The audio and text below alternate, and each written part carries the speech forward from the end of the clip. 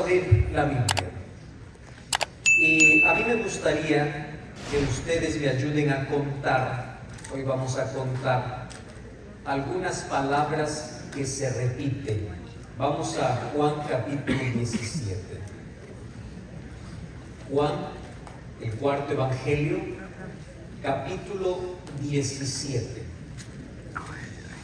Antes quiero mencionar que el capítulo 17 es el cierre de un sermón. Miren, curiosamente, nosotros oramos y abrimos la Biblia para poder predicar. Más en el capítulo 17 de Juan, yo encuentro de que es la conclusión de un sermón que se comenzó en el capítulo 14. No es un sermón dado para multitudes, es un sermón dado para los discípulos de Jesús, para las personas que estuvieron cerca de Jesús en todo momento y durante todo su ministerio. Y este último sermón que Jesús da antes de ir a la cruz comienza con una de las promesas más extraordinarias de la venida de Jesús. ¿Cómo comienza Juan capítulo 14? No se turbe vuestro corazón, creed en Dios, creed también en mí. En la casa de mi Padre muchas moradas hay. Si así no fuera, le hubiera dicho antes: voy pues a preparar lugar para vosotros, y si me fuere y os prepararé el lugar, vendré otra vez y os tomaré a mí mismo, para que donde yo estoy, vosotros también estéis. Jesús coloca su venida como una realidad. Y en el mismo capítulo 14 Jesús habla de la venida del Consolador antes de la venida del Hijo del Hombre. Entonces, en Juan 14 nosotros vamos a encontrar la promesa de dos venidas: la venida de Jesús y la venida del Consolador. ¿Qué cosa me garantiza que Jesús vuelve por segunda vez? Dos cosas: su primera venida, que es una promesa cumplida, y otra promesa cumplida, la venida del Consolador, que vino 50 días después de la ascensión de Jesús para el cielo. El capítulo 15 es la continuación del sermón. Ustedes saben que la Biblia no fue escrita en capítulos. Los capítulos y versículos fueron divisiones que se dieron muchos años después. Pero todo esto forma parte de un sermón. Y el capítulo 15 comienza diciendo: yo soy la vid verdadera y mi Padre es el labrador. Y la palabra que más se repite en el capítulo 15 es la palabra permanece en mí. Y la palabra permanecer en Jesús tiene una relación estrecha con el fruto que Jesús espera de sus hijos. No existe permanencia sin fruto, y es inútil querer dar fruto sin permanecer en Jesús. Todo eso se resume en el versículo 5, cuando Jesús dice: separados de mí, nada podéis hacer. El capítulo 16, Jesús hace un énfasis una vez más en la venida del Espíritu Santo. Si ustedes se dan cuenta, aquí en los capítulos 14, 15 y 16, hay un juego de diálogo entre la permanencia en Cristo y cómo el Espíritu Santo va a ayudar para que esto sea una realidad. El capítulo 16 va a presentar la obra del Espíritu Santo. Y así llegamos a la conclusión del sermón. ¿Cuál es la conclusión del sermón? El capítulo 17. Y el capítulo 17 es conocida como la oración sumo sacerdotal de Jesucristo. Y esa oración, ¿a quién es dirigida? Al Padre. Entonces ustedes van a ver que entre los capítulos 14 al 17 están los tres: el Padre, el Hijo y el Espíritu. Hoy existe una tendencia de querer negar a alguna persona de la deidad, de querer sacar al Espíritu Santo, o de querer sacar el ministerio extraordinario, o simplemente porque no se entiende perfectamente, intentan excluir a alguien de la divinidad. Es una tendencia fuerte dentro de la propia iglesia. Ahora, entre los capítulos 14 al 17 encontramos que son 3 totalmente distintos que forman un solo Dios: el Padre, el Hijo y el Espíritu Santo. Entonces se encuentra la venida del Espíritu, la segunda venida del Hijo y la oración hecha al Padre. Muy bien, en ese contexto yo quiero que ustedes me ayuden aquí con algunos textos que voy a leer. Vamos a comenzar por el versículo 11. Juan capítulo 17, versículo 11. Dice el texto así: y ya no estoy en el mundo, mas estos están en el mundo. Yo voy a ti, Padre Santo. A los que me has dado, guárdalos en tu nombre. Y aquí, a partir de ahora, va a haber una repetición constante de una palabra, y es esta: para que sean uno, así como nosotros. Vamos a leer ahora el versículo 21. ¿Pueden leer conmigo? ¿Sí? ¿Tienen el texto bíblico ahí? Los que tienen el texto, lean conmigo. Dice el versículo 21: para que todos sean uno, como tú, oh Padre, en mí y yo en ti, también que ellos sean. ¿Cuántas veces está repitiendo la palabra uno? 3. Para que ellos sean uno en nosotros, para que el mundo crea que tú me enviaste. Versículo 22. La gloria que me diste yo les he dado. Otra vez, ¿qué cosa dice? Para que sean. ¿Cuántas veces va uno? Y sigue: así como nosotros somos. ¿Cuántas veces va? Versículo 23. Yo en ellos, tú en mí, para que sean perfectos en ¿qué? Unidad, para que el mundo conozca que tú me enviaste y que lo has amado a ellos como también a mí me has amado. Yo siempre me cuestioné. Anoche me parece que les dije, una de las cosas que me encanta de la Biblia al momento de leer es preguntar al autor o al personaje. Y en mi reflexión personal, yo hice la pregunta para Jesús: ¿por qué tanto repites uno?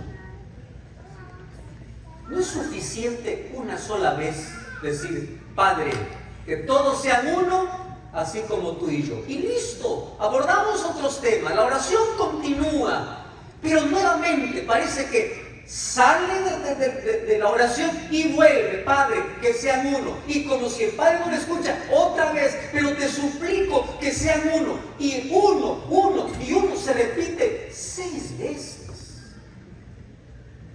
¿Por qué?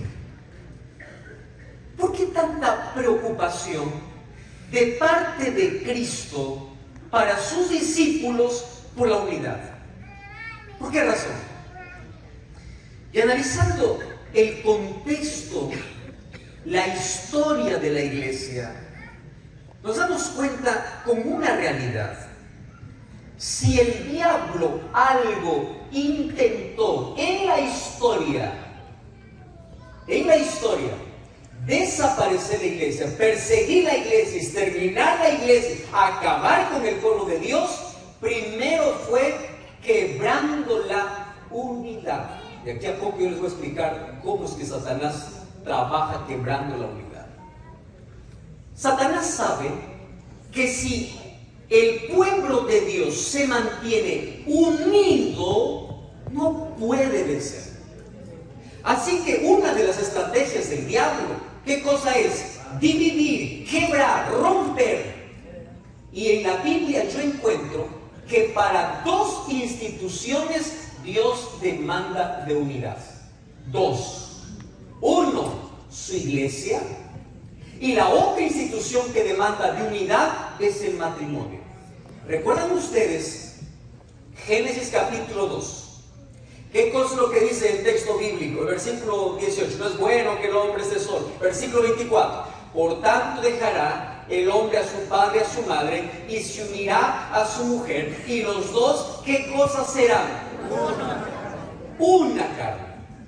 Ellos son diferentes, pero los dos están en una unidad. Pero no es una unidad como yo imagino. Es una unidad como Dios quiere. ¿Cuál es la unidad que Dios quiere? Así como están unidos el Padre, el Hijo y el Espíritu Santo, así la pareja necesita estar unida y unida a Cristo. La iglesia necesita tener la unidad que tiene la divinidad. Por eso que Jesús deja claro, Padre, que sean uno, así como nosotros somos. Entonces, cualquier intento de alguien levantarse en la iglesia para quebrar la unidad no es otra cosa que instrumento de Satanás. Amén. No es otra. Si alguien se levanta para dividir, para quebrar, para levantar suspicacias, para poder quebrantar la fe, dividir a la iglesia, no es obra de Dios. Dios, aquí encuentro la mayor oración que Jesús hace: por favor, que sean uno, uno y uno. Se repite 6 veces. Porque el diablo va a intentar quebrar la unidad. ¿Y qué sucede cuando la unidad se quiebra? Hay otra palabra que se va a repetir. Vamos al versículo 14 hasta el versículo 16. Miren la manera como otra vez hay términos que se repiten. Versículo 14. Yo les he dado tu palabra. ¿Qué cosa es lo que Jesús dio? Palabra. El mundo los aborreció. Ahora, acompáñenme a ver este juego de palabras. El mundo los aborreció porque no son del mundo, como tampoco yo soy del mundo. Bueno, nuevamente el versículo 15. No ruego que los quites ¿de dónde? Del mundo, sino que los guardes del mundo. Versículo 16. No son del mundo, como tampoco yo soy del mundo.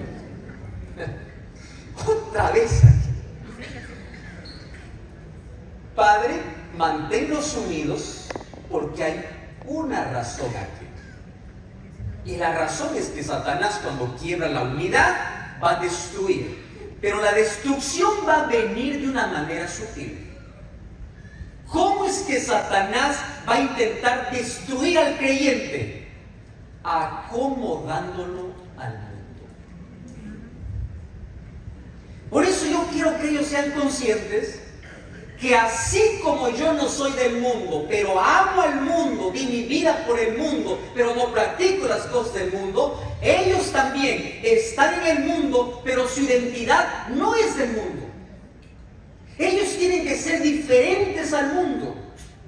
Mas para que eso pueda ser una realidad, ellos necesitan estar unidos. Y entonces hoy vamos a desarrollar dentro del texto bíblico de qué manera nosotros podemos mantener la unidad para no acomodarnos al mundo, sino ser instrumentos de salvación para el mundo.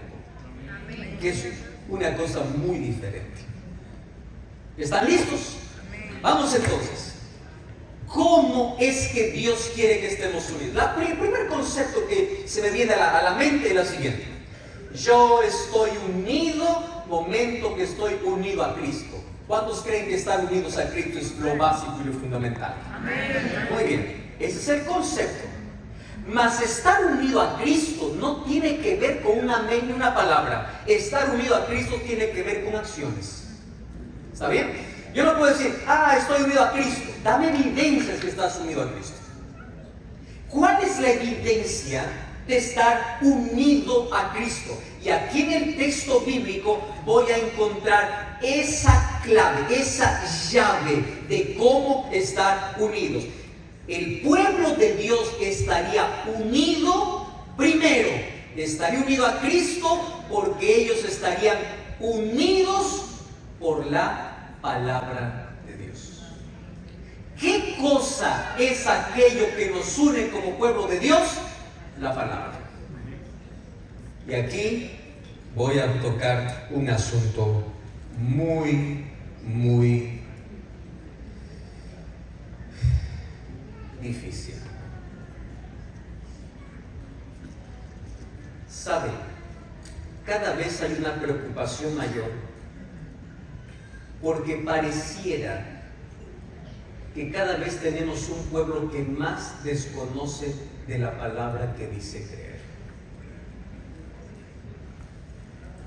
Antes se nos conocía como el pueblo del libro, de la Biblia, bíblico. Aquel que fundamenta y sabe lo que cree, aquel que no dice, yo no hago esto. Yo escuché muchas veces decir esto. Qué difícil es ser cristiano. ¿Por qué? Porque la iglesia tiene sus propias prohibiciones. ¿Qué iglesia? Tú no has entendido la palabra. Aquel que se anda quejando en la vida y piensa que ser cristiano es un conjunto de prohibiciones, es porque no entendió la palabra. ¿Qué cosa significa estar unido a la palabra? Es que la palabra es el fundamento de mi fe, es aquella que me orienta, es aquella que me guía. La palabra me dice que yo debo andar en contramano del mundo. Es la palabra la que acomoda mi vida. Es la palabra la que me dice qué hablar, cómo vestir, cómo conducirme. No se trata de sermón, no se trata de pastor, no se trata de tendencia, no se trata de religión, no se trata de lo que el mundo hace, se trata de lo que la palabra dice.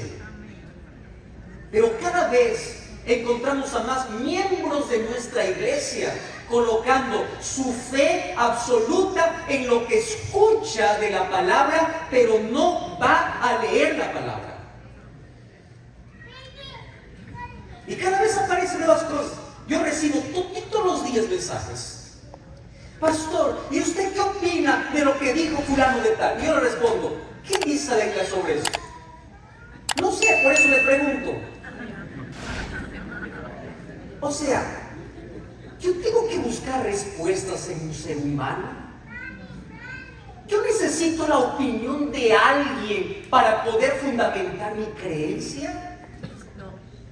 Yo necesito determinar que porque lo dijo fulano es así. No, mi querida iglesia, nuestro fundamento está en la palabra. Amén. Los predicadores, los pastores y todos podemos ser instrumentos, pero que eso no te quite de ojear, de subrayar, de leer, de profundizar y de ver la palabra. Amén. Tú necesitas echar raíz en la palabra. Amén. Satanás no va a quitar a muchos cristianos de la iglesia. ¿Por qué? Porque él está feliz si tan solo les quitó la palabra de su casa. Aún cuando estés en la iglesia, el hecho de que la Biblia sea un adorno más de la biblioteca, sea un libro más, el diablo ya ni siquiera le da ganas de sacarme de la iglesia si ya me sacó de la palabra. Ya está. Es fácil. Es simple.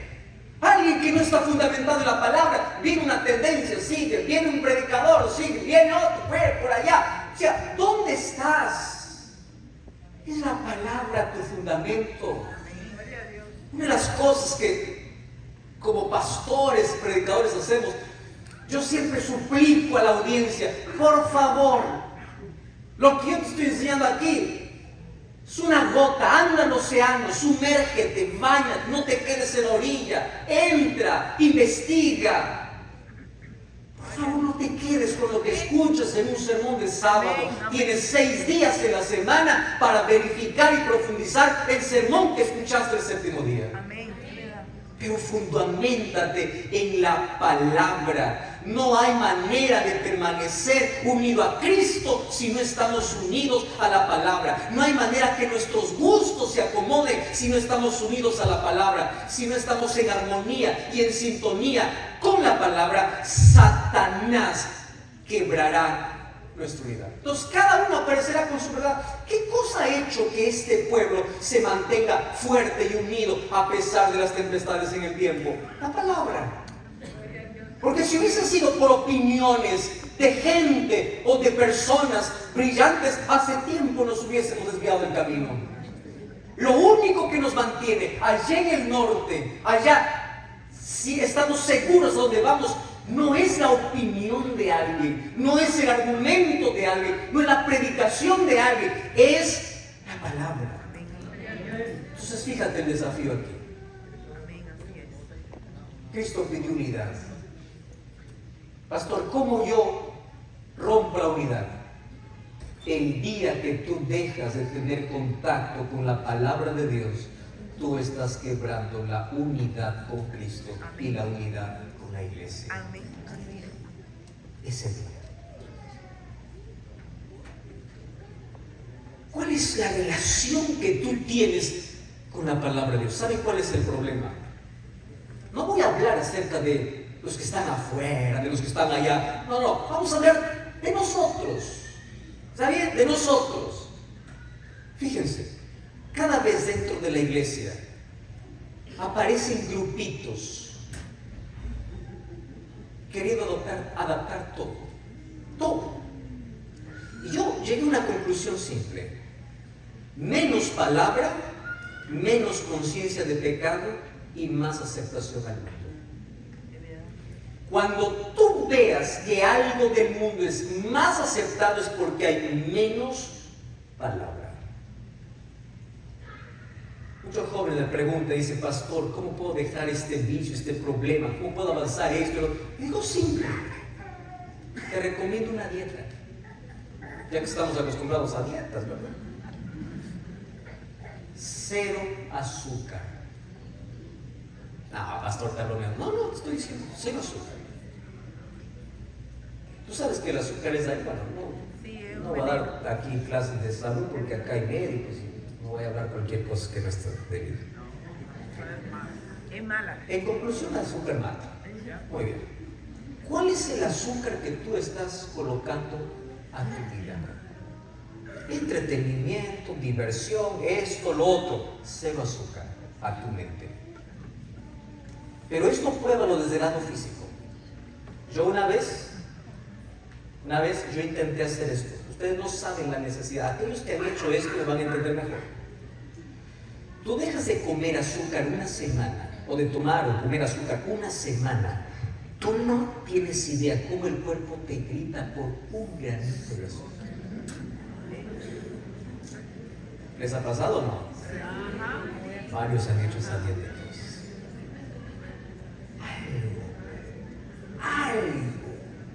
Pero si tú con disciplina dices no, y sigues y no, dentro de 2-3 semanas tu necesidad del azúcar se va perdiendo. Y después, vamos a imaginar, después de 3 semanas, después de un mes, tú te vas y tomas un refresco. Ese refresco que antes te parecía como agua, tú pruebas apenas un bocado y dices, ¡guau! ¡Qué dulce! ¿Qué pasó? ¿Qué es lo que pasó? Ahora percibes el dulce que antes lo percibías. ¿Por qué? Porque durante un mes estuviste 0 azúcar. Traslada eso a la vida espiritual. Pastor, ¿yo qué hago con la música? Me encanta la música, lo único que me jala para allá, 0 azúcar. Y comienza palabra y palabra y palabra y palabra y palabra y palabra y todos los días palabra. Vas a ver que después de un mes escucha la música y dices, ¿qué extraño es eso? Ya no me gusta.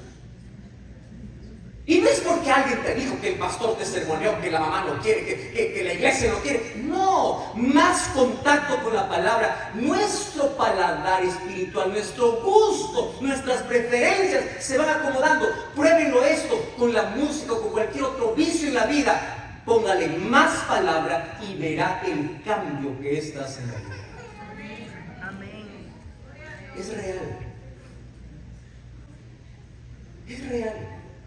Yo tengo que estar unido a Cristo a través de la palabra. 1 Juan capítulo 2 versículo 13 dice: os digo a vosotros jóvenes, aquellos que han sido vencedores por medio de la palabra. La palabra tiene poder para transformar nuestros gustos, nuestra preferencia y para unirnos a Cristo. Y aquí voy a decir algo más: el camino a la apostasía no es cuando sales de la iglesia. El camino a la apostasía comienza cuando diariamente ignoras la palabra.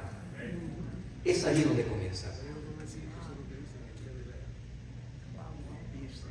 Ah, pastor, es que yo salí porque hay tanto problema, pastor.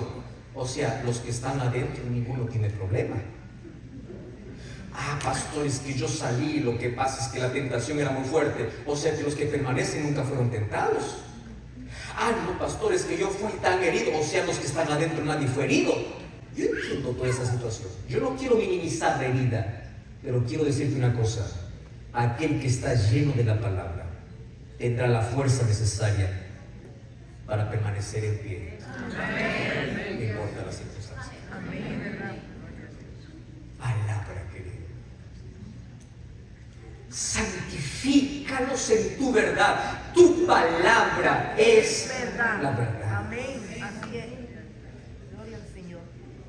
Una vez que el diablo te quitó la palabra de la casa y de tu cabeza, de manera libre te acomodas al mundo y piensas que estás en el mundo y eres del mundo y practicas con placer las cosas del mundo.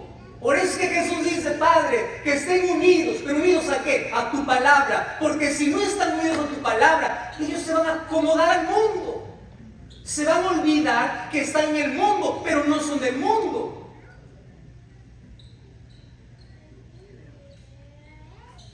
Hace que ellos puedan perder la identidad. Ustedes saben cómo es el proceso de cómo el ser humano se acostumbra al pecado, ¿no? Primero se escandaliza, luego lo minimiza, luego lo justifica y finalmente lo normaliza. No. Primero escándalo, luego es tan grande como se pensaba. Hay un porqué, hay una razón para eso. Y luego, tranquilo, es normal. Porque nos alejamos de la palabra. Queridos, tú estás en el mundo, pero no eres del mundo. ¿Cómo te explico esto? ¿Acaso no somos pecadores igual? ¿Sí? ¿Estamos en un mundo de pecado? Sí. Pero no soy. ¿Cómo es esto? ¿Estoy o soy? ¿Estoy o no estoy? Pero soy enviado. A ver, este juego de palabras, vamos a resolverlo con una ilustración. ¿Cuántos de ustedes conocen un cerdo? No sé, este es el animal que en cada país tiene un nombre diferente. Cerdo, puerco, coche, cochino, ¿qué? Marrano, chancho. Yo no sé por qué tanto.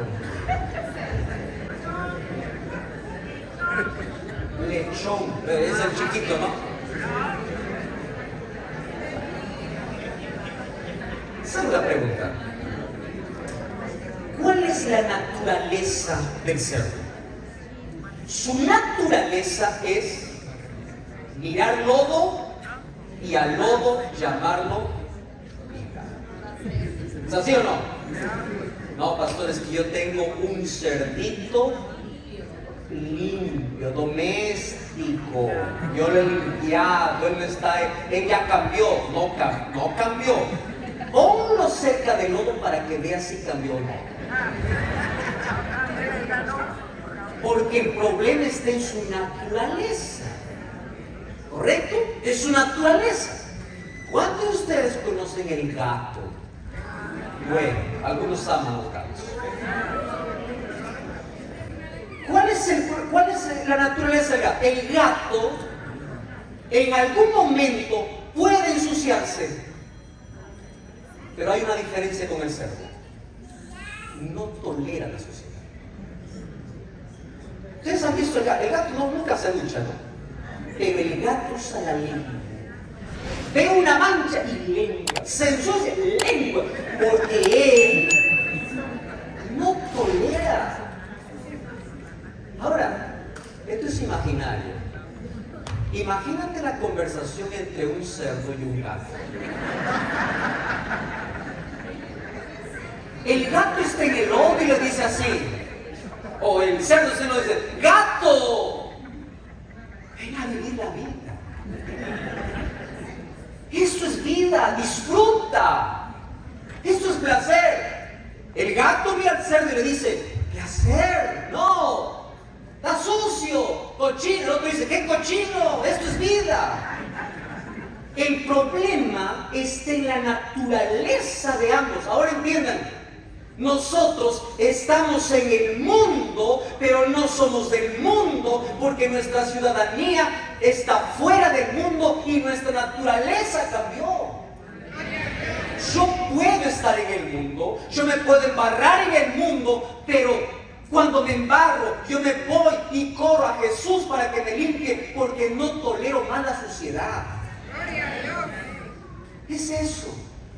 Padre, ayúdame a recordar que ellos tienen una naturaleza limpia, santificados por tu palabra. Por favor, ellos no tienen que acomodarse al lodo, ellos no tienen que ensuciarse en el lodo, porque ellos tienen una naturaleza diferente, y aunque están en el mundo, no son del mundo. Por eso hablan diferente, hacen trato diferente, caminan diferente, hablan diferente, visten diferente. No me vengas: pastora, que Jesús le importa, solo es el corazón. Lo mismo que dijera el cerdo. Lo que a Jesús le importa es el corazón. Yo sigo revolcándome en el lodo.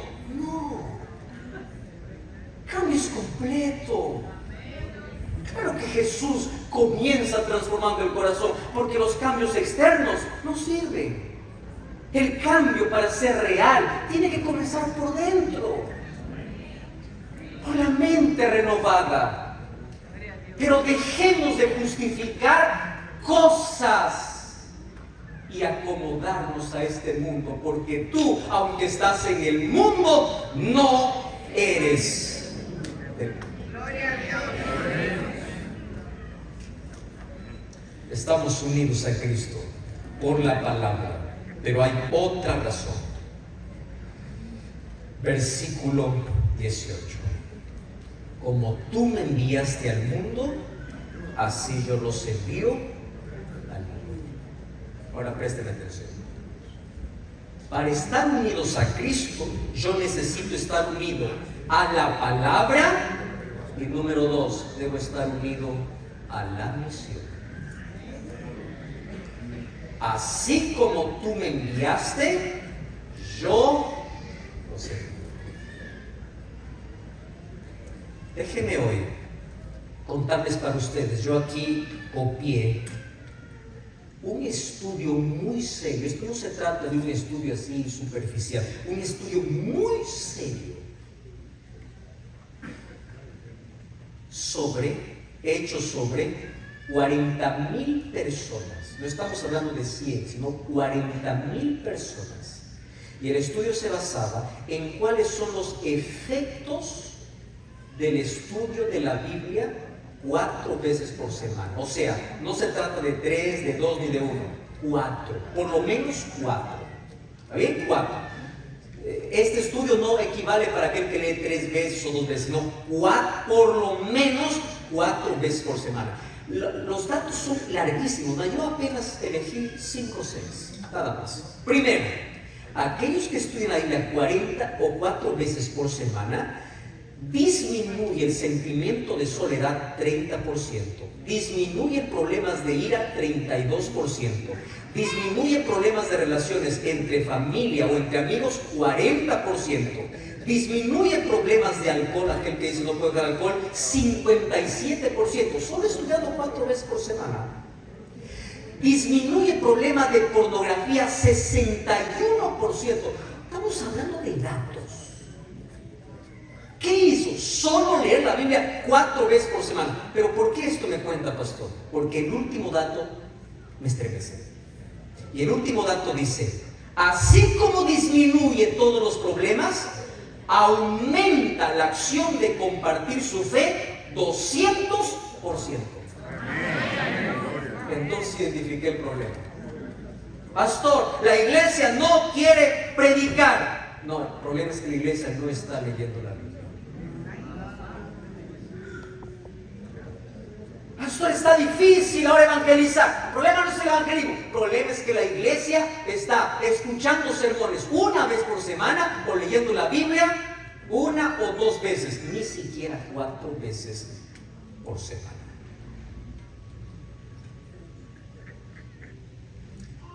El diablo no necesita sacarte de la iglesia si sacó tus ojos de la Biblia. Queridos líderes, con todo el amor del Señor, llevemos a nuestra iglesia a la palabra. Y ustedes sean líderes de la palabra. Felicidad Abundante, página 44, dice: nada mejor para fortalecer la inteligencia que el estudio de las Sagradas Escrituras. Ningún otro libro es tan potente para elevar los pensamientos, dar vigor a las facultades, como las ennoblecedores verdades de la Biblia. Si se estudiara la palabra de Dios como se debe, los hombres tendrían grandeza de espíritu, nobleza de carácter y firmeza de propósito, que raramente se ve en este tiempo. Por eso es que el diablo tiembla cuando tú tienes contacto con la palabra. Amén. Cristianismo no es un evento de un fin de semana, es un encuentro diario con Jesús. Amén. Gloria a Dios. Ponte de pie. ¿Tienes tu Biblia? Amén. ¿Cuántos tienen su Biblia? Levanta tu Biblia. Repite conmigo lo siguiente. Por la gracia de Dios, todos los días de mi vida, dedicaré tiempo para estudiar la palabra de Dios. Mis gustos y preferencias de la vida se ajustará a la voluntad de Dios.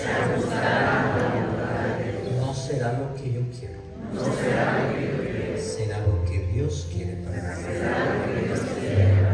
Querido Dios, aquí estamos con tu palabra en nuestras manos. Todos los días colócala en nuestro corazón. Ayúdanos a estar unidos a Cristo,